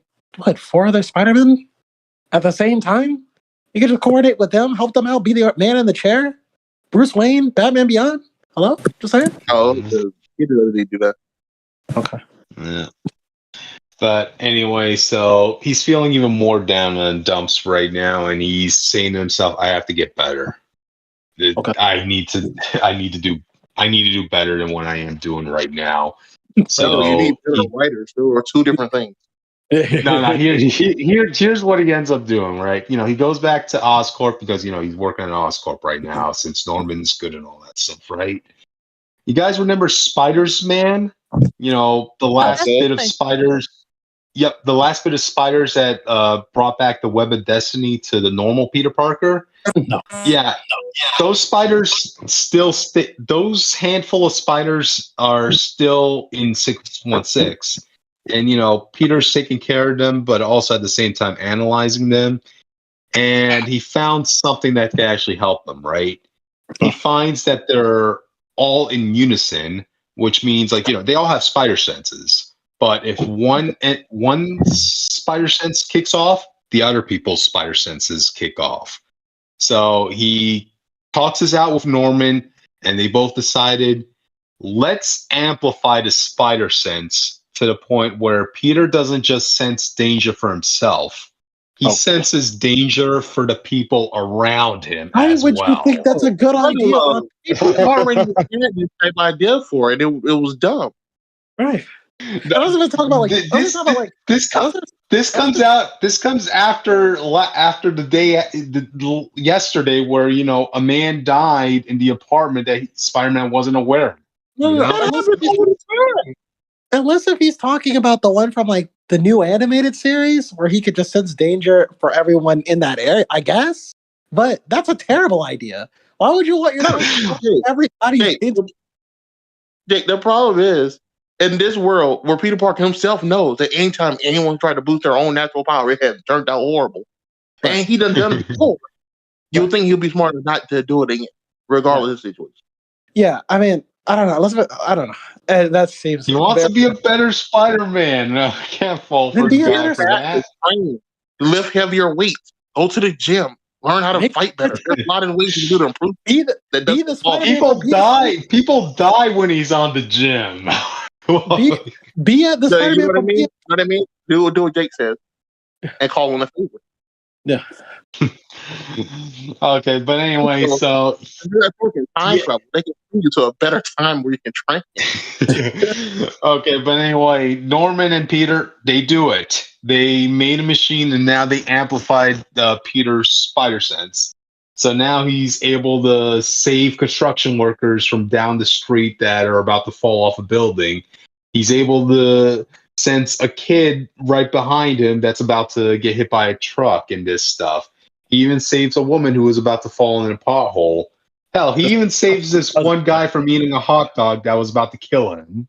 Wait, what? This sounds like stuff he just does anyway, other than But now he saves a guy. Yeah, he was about to eat a hot dog. Nobody knew that was going to be dangerous except for Spider-Man. So he webs up that hot dog and eats it away from him.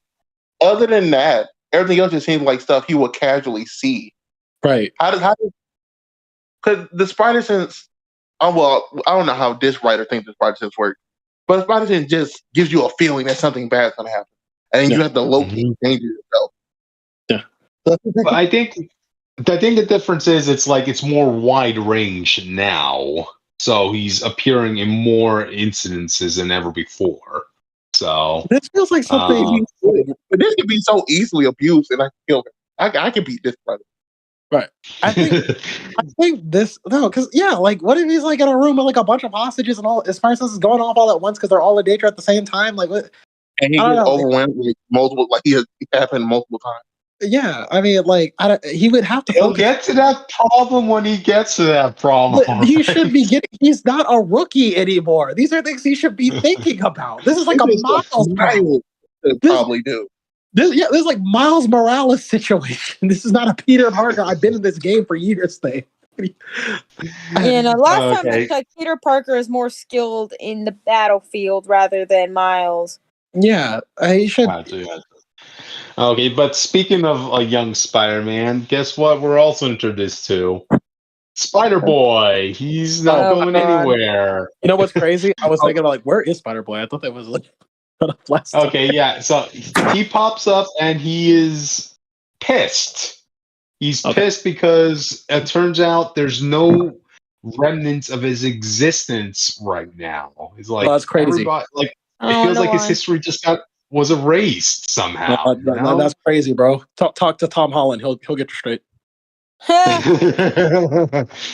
Oh my god. But we do learn something else is going on with Spider-Boy, because apparently he's able to sense the memories of Peter Parker too, because he's getting visions of, like, Spider-Man saving that apartment and getting yelled at by that woman, and he's able to sense that there's danger going on with Peter Parker too. So why? That's not danger. We don't know. It isn't a danger. This isn't even spider sense anymore. He's just seeing memories. Yeah. What is? No. Oh no. I'm going back to the book right now. Okay, cool. No, he actually goes to that apartment where the fire happened, and like he's like saying like what's going on, and just by feeling that building, he's able to sense like that Peter was here and he was trying to save as many people as possible, and that he got yelled at by that woman, this and that. What is man? We don't know. Again, we don't know the full capabilities of this spider person, so that's left to be determined.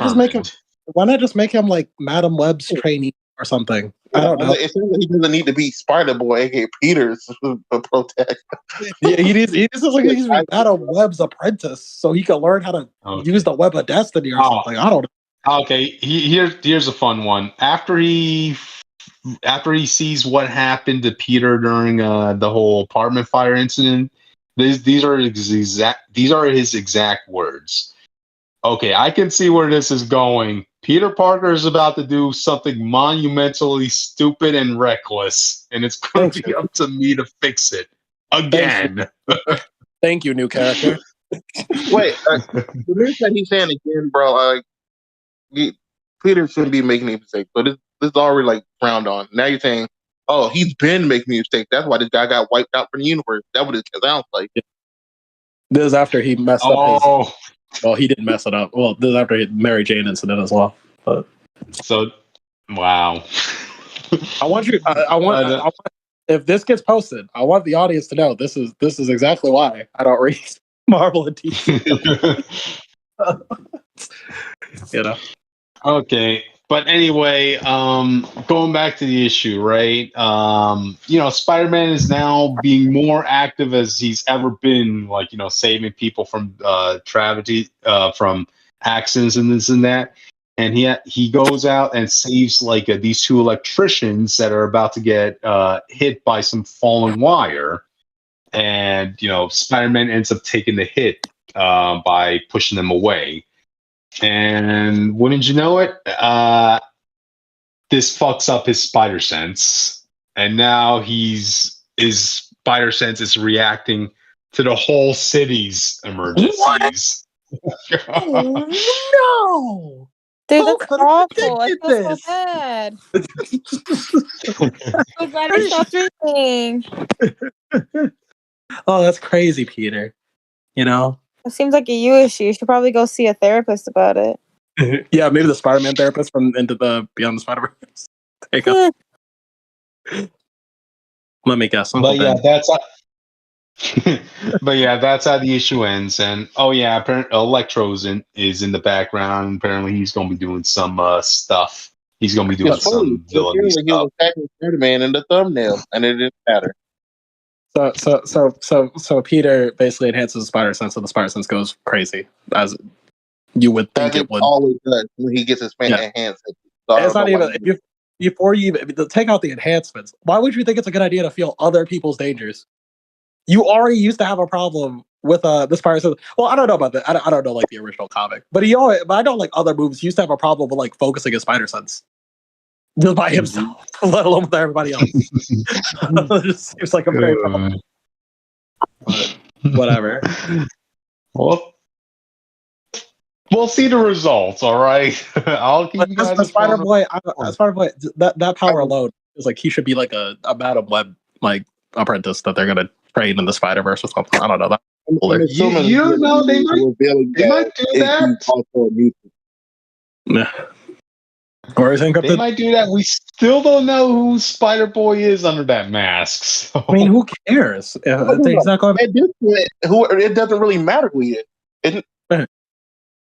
It's because he was erased from history up to this point. It's gonna be someone we never know. Right. It would have been cool to actually, have a story arc where that happened. Where we saw it beforehand. Be it maybe the build up. But even then, again, no, that too many spider people. Too many spider people. But gotcha. Unless Gaslight literally went back and just found a random Spider-Man friend or character who just disappeared into obscurity and brought them back as this. I don't like that might help it, but I still won't hear. Right.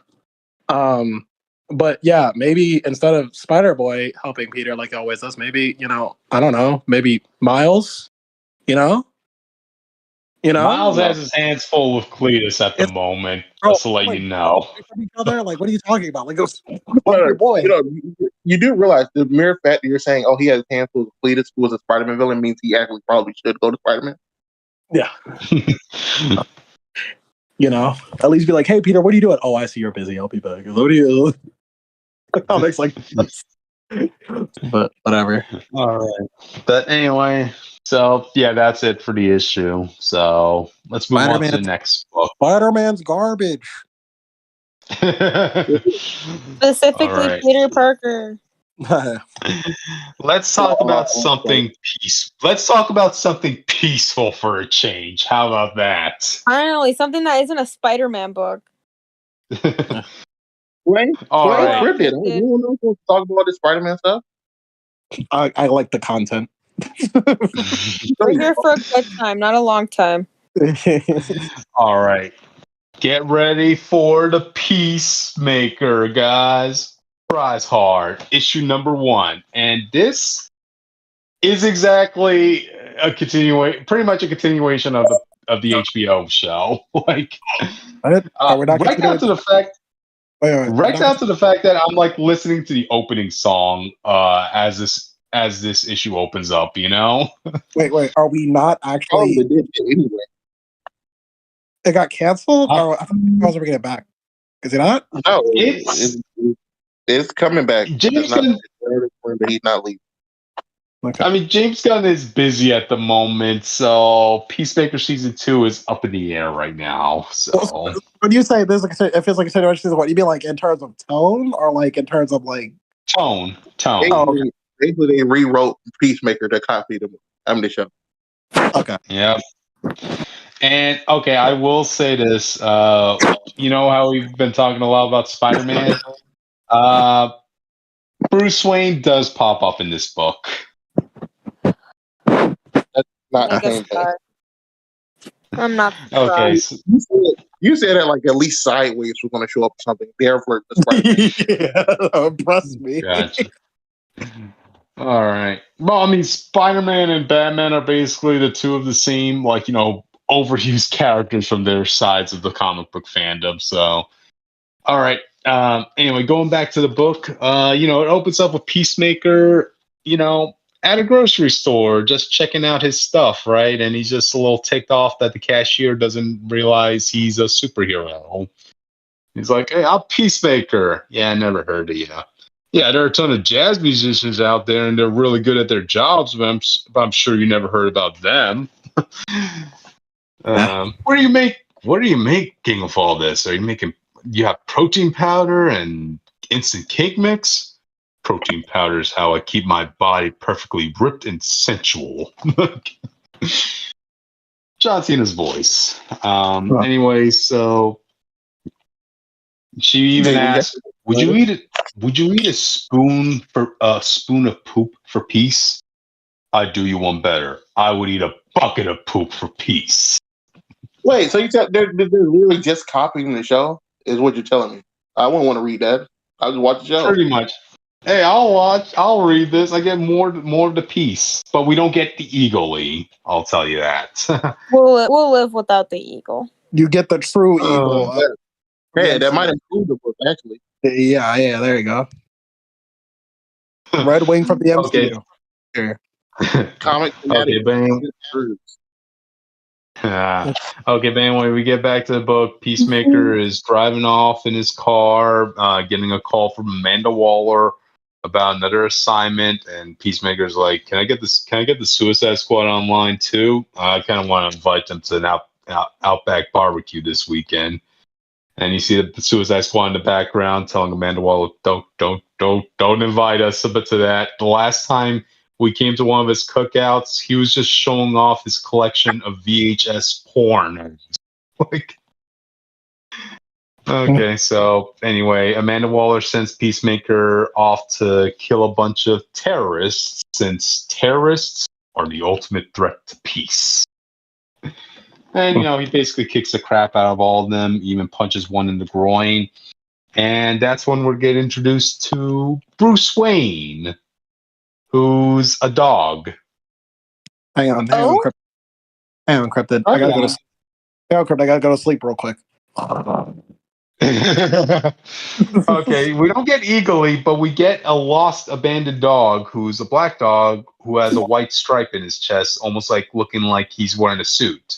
And that's why Peacemaker's like, hey, you kind of look a lot like that fancy Bruce Wayne guy, so that's why I'm going to name you Bruce Wayne. That's so agenda-driven. There's a guy in a suit. Well, look, okay, you know what? This is better than actually just shoving Batman here. So, you say that until it's revealed that it's actually Bruce Wayne. That's true. Because Bruce Wayne just it's his alter ego. Yeah, like Match Malone, this is his other one. You find out like hey, this week you turned into a dog. Hey, I wanted to catch you guys off guard, okay? But anyway, so he adopts a dog, and he keeps him in his trailer, and he's going off to get some dog food for him. And when he gets back, he finds that someone kidnapped his dog. John Wick. Want your dog? Yep. If you want your dog, and there's a note on the refrigerator saying, "If you want your dog back, meet me at the water treatment station on the edge of town." Heart, the brain. So anyway, Peacemaker does this. He goes to the water tower through the sewer system. Yeah, he's covered in crap. Okay.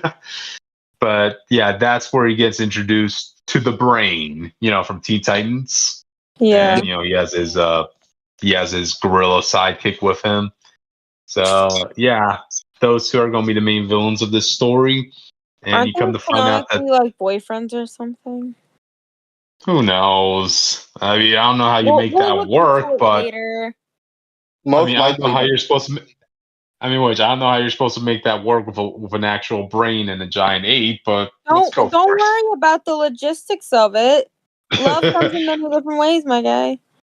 You make me want to see that now. Actually, how does that work? Ew, you're gross.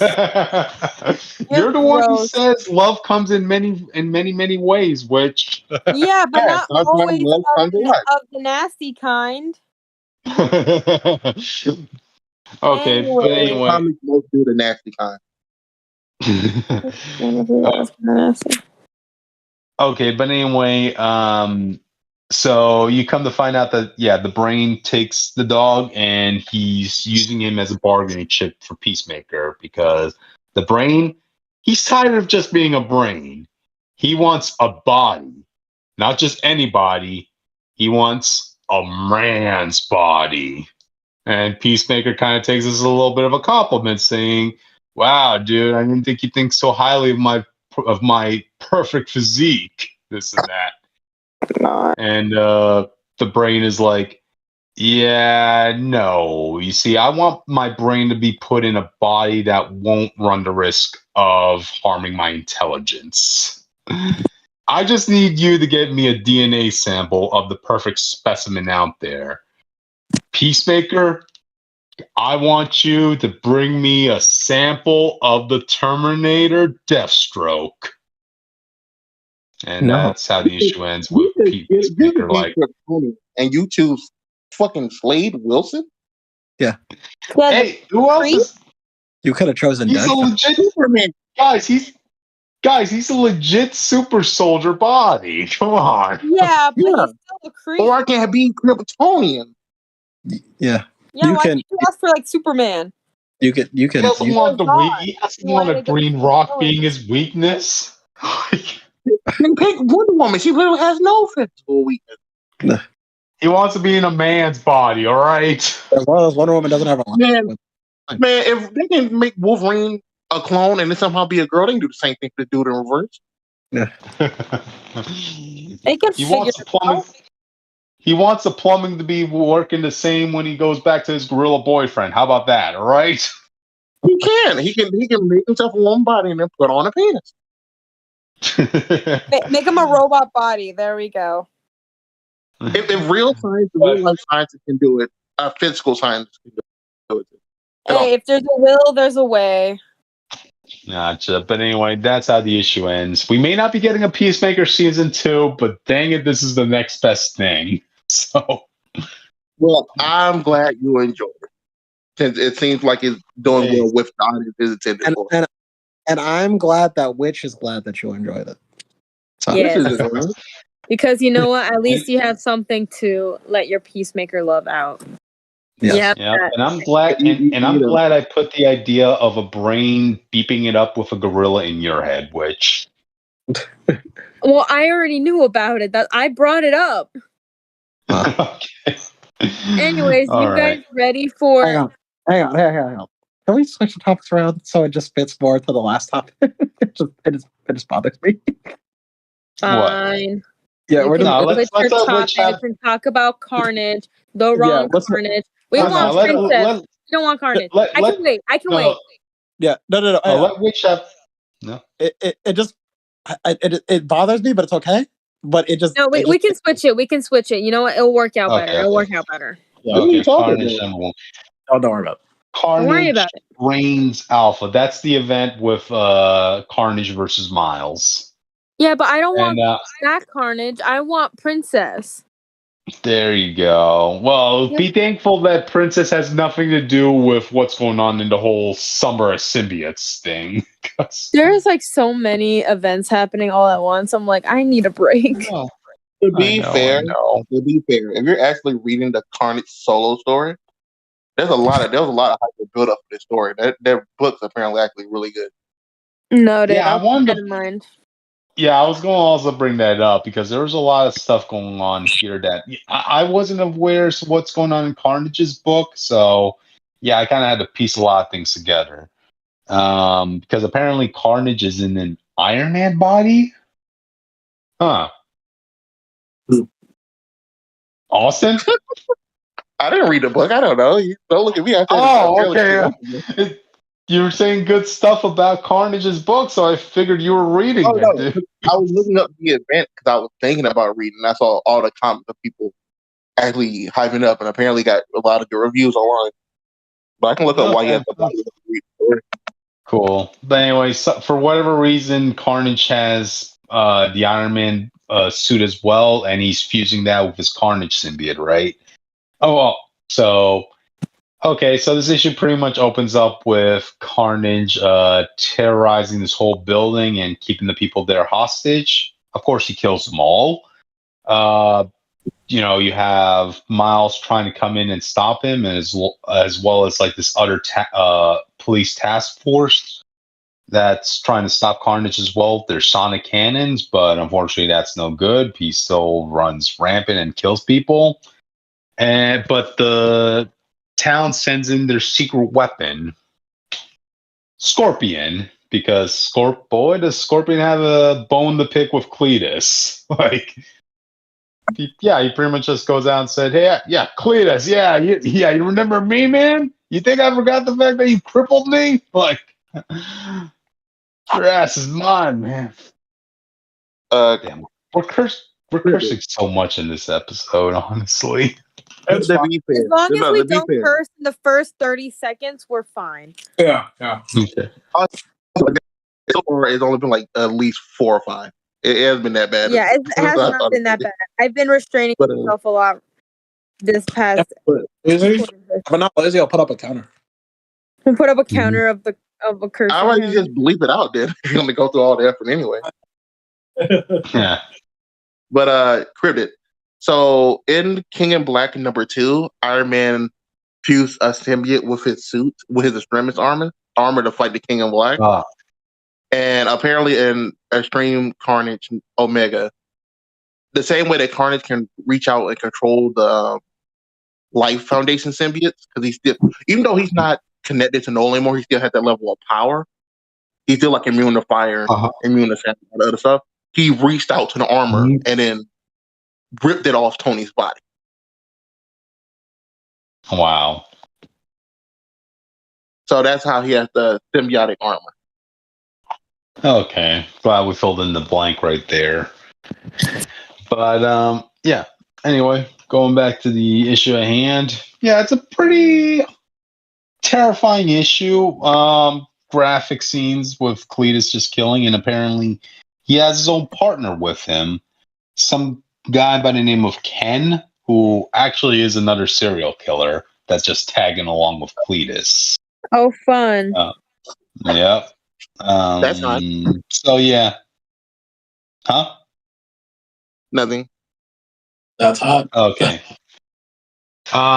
Anyway, Carnage ends up taking a large bite out of Miles, and like, oof, Miles is just getting flashbacks to the whole Absolute Carnage event where he got carnageized by Cletus. You know, that was a traumatic experience for Miles. Yeah. But anyway, before Cletus was about to kill Miles, that's when Scorpion pops up. Like he wants to kill Cletus. Clear and simple. Unfortunately, Cletus ends up taking a stab at Scorpion, but this just gives Miles enough chance to fully charge up his fist and take a one-punch kill at Cletus, which activates his arc reactor and blows himself up as the issue ends. Yep. But we also get like a couple. Yep. I mean, we also get a couple of short stories going on here in this book too. You have one about Miles' dad and his point of view as to all the stuff Miles is going through right now, especially after what happened in Absolute Carnage. We get a story of Scorpion, how he's being recruited by the town. Even though Cage does not want villains to be in the Thunderbolts team, yeah, there's a division in New York that's like, yes, we need to actually get these villains to operate as Thunderbolts. Thank God. Thank God someone cared about the actual brand label of Thunderbolt. Thank God. Yeah. So their first recruit is Scorpion, and that kind of seems like to be their only recruit. Like they can't have too many people at once. At the risk of Luke Cage finding out. So and plus Scorpion is the perfect person they have to send at Cletus because he has a blood grudge against Cletus. You sound like me for real. Is this Scorpion in a Scorpion suit, or is he still wearing that fake old Iron Man armor? Let's see. It's a slicker suit. I don't know what the Iron Man armor or Scorpion suit looks like. No. It's literally just a Iron Man armor. Oh no, it's not Iron Man armor. It's just basic Scorpion suit. So he's an idiot. Let me give you a picture of him. Give me. Your time is up. You must now perish. He got to stop. Hey, I didn't even get a set time for myself. All right, 5 seconds. 1, 4, 2, 3.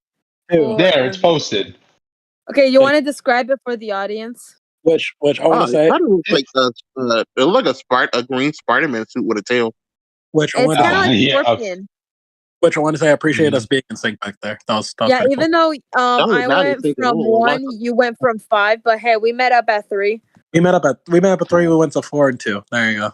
There we go. Perfect. Gotcha. But anyway, you'll also get a story as to the head of the police department in this event, who's pretty much Amanda Waller. One of the people in law enforcement that she works with, he got killed by Carnage. So yeah, this is also a personal assignment for her. So yeah, that's pretty much how the issue ends. I wish Shield was here. It would be cool to see Shield do a Shield job. They go on to state that Shield is still not a thing yet, apparently, and it won't be a thing until Secret Invasion, the show, comes out. I like how they're saying that, but we just saw them last week. We talked about that. Yes. We literally just talked about Shield. Yes. Yeah. I just said how and this. Can I say something? I hate the red and white. I hate the red and white suits. I said it about Alpha Flight. I'll say it about Shield. I don't like the red and white suits. Which you can't talk about that because we have to get to our next topic. Yeah. Yay! So, go for it, Witch. All you, man. Might be wondering. The audience might be wondering, Richter, why'd you buy a book about Groot's backstory? Well, thank you for asking. It's because Best Boy Marvel is in it, and you might be wondering who the hell is Marvel. Well, he was the first Captain Marvel in Marvel Comics. I have to emphasize Marvel Comics because if I just say in general, people are going to get mad at me. No, he's the first Captain Marvel in Marvel Comics. He debuted in the 60s. I know. He died in the 80s. Don't worry about it. So this is a prequel story about Groot, our favorite tree person. Yeah. So Marvel's wearing. He's Marvel. Marvel is wearing the Kree uniform on the cover, the green one. There's also like an indigo one, which if I had to choose, I would choose the indigo one over the green one. But I just don't like the Kree uniforms. They're ugly. I'm just glad they went with the green and white suit as opposed to the traditional red and blue one that everybody associates them with. And before your guys are wondering, why is he wearing the green and white instead of the iconic red, blue, and gold? Well, we don't start off with him. Don't worry. We start off with Groot and his homies hanging around this giant tree lady who is telling stories. You know, there's Groot, obviously. Then there's Gleef, who's like this little tree guy with some red leaves on him, and then there's a skinnier one named Tweeg, who has like little sprouts on his head. It's kind of cute. It's actually kind of cute. You guys should pick up this book or look up pictures. But then, oh no. All's not fun in the Good Time Land. Fire. Fire's not good. Especially when you're a species of plant people. You know? Yeah. Anyway, some months later, we're hanging out outside this one planet with some Kree. Because of course it's the Kree. I have my own issues, but hey, we don't have to get into the logistics of Kree politics right now. So, yeah, we're just hanging out. And then we see, like, the commander, he's like, Private, how's it coming? You know, how's it going? And like, yo, is there a problem, my guy? And then we get introduced to Private Marvel of the Kree Empire, and he's wearing the blue, the indigo and white costume instead of the green and white. Don't ask why. Just go along with it. This seems like a book for OG Marvel fans, gotta say. So, me. Not with that choice of color. I just don't like the Kree uniforms, okay? They're just not appealing. But I like how they're drawn in this book, but it's fine. So, you know, they have to, they're not really getting any good signs of anything on this planet that's literally on fire. It's not the same planet that Groot was on, but don't worry about it. Yeah. We should have a counter every time I say that. So basically, Marvel and the not the captain, the lieutenant, and one other person. I don't know what her rank is, but that's okay. So they go down to this planet, which is literally on fire. I could probably figure out why. Yeah. And so then there are these freaking mecha chainsaw dinosaurs. Yeah. The second time we're talking about dinosaurs today. They're called chainsaws. Who unleashed the chainsaws? Who knows why? Just go along with it. And then literally the next page is an ad for JCPenney's Avengers shirt, which looks really tacky, but we don't have to get into that today. So obviously, like, Marvel is like pretty shook. You know, he's like, what's up with the chainsaws? You know, and like so he gets pushed out of the way before he gets unalived by chainsaws. Count how many times I've been saying that. Drinking game, guys. Drinking game. But don't worry. They're fine. They're blasting them. But it's not really doing anything. Even on max settings, the unibeams aren't really doing anything, which is not really cool. But don't worry. We get a couple explosions here and there. You know, we get some jetpacks. We get some shooting. It's not fun. Not fun at all. Especially with chainsaws. I don't know. That sounds pretty funny in concept, you know? And in execution. But don't worry, the ship fires some big lasers at the chainsaws and they all explode. Well, not all of them, but the ones that were in the general vicinity. So, yeah. So they all go, like, their separate ways on the planet to, like, search for survivors because apparently the Kree want to do good things for once. And, yeah. So, Marvel, he finds, like, these transport boxes. You know, they're kind of like fancy shipping containers for cargo. Yeah. So he goes into one of them. He's like, you know, checking out the surroundings and he sees this box, right? And you might be wondering, what's in this Legend of Zelda style box that is literally glowing? Well, he opens it and he finds Twig and Gleef, you know, scared out of their minds. I mean, I get it. And then Marvel's confused, being like, what? And then we see Groot just literally smack him in the head with like a stick or something. I don't even know what it is. Yeah. Stick, a piece of metal. It's fine. Don't worry about it. So Marvel's like, yo, bro, I'm trying to help, man. Like, what's going on? And obviously Marvel can't understand them. Just remember that. He can't understand that. So he's like, wait, what's that? I don't know what you guys are saying. You know, and then we get an ad for Doctor Strange #4, but that's not important. Anyway, so Marvel's trying to like answer a message from like his higher ups while he's being attacked by these 3 little tree people. It's all good. And he's trying to explain to them who they are. And obviously he's not getting it, and also the translators don't really work with them. So that's fun. But guess what, guys? Guess what? What? We get another chainsaw. I like these guys. These guys are funny as hell. So obviously Marvel is like trying to protect these guys, you know, as you do. He was a father before he became an actual father. Well, glad to hear you're at least liking one dinosaur character from this week, which I never said I hated Spider-Man T-Rex. It was just like when you were describing it, it was just insane. Anyways, going back to that. So obviously Marvel has to fight the chainsaw while trying to save these little tree people, you know, and also like not get unalived himself, you know. That wouldn't be fun. And then it explodes because his higher up was like, yo, this is quite the day you're having, huh? And then Marvel's like, yo, I found these like civilian lives, you know, yeah. And then the lieutenant guy scans them and was like, oh yeah, these are like some flora colossi. Yeah, they're like not from here at all. I don't even know why they're here, but don't worry about it. And then Marvel's like, can I take them? Can I like research them? And they're like, yeah, no. And then he does it anyway. Don't worry about it. But then we get to see my least favorite character. One of my least favorite characters. I don't know if you guys want to guess, but too late. It's Jan Rog, because he's just annoying. He just looks obnoxious, and he looks like he has a stick up a very specific part of his anatomy.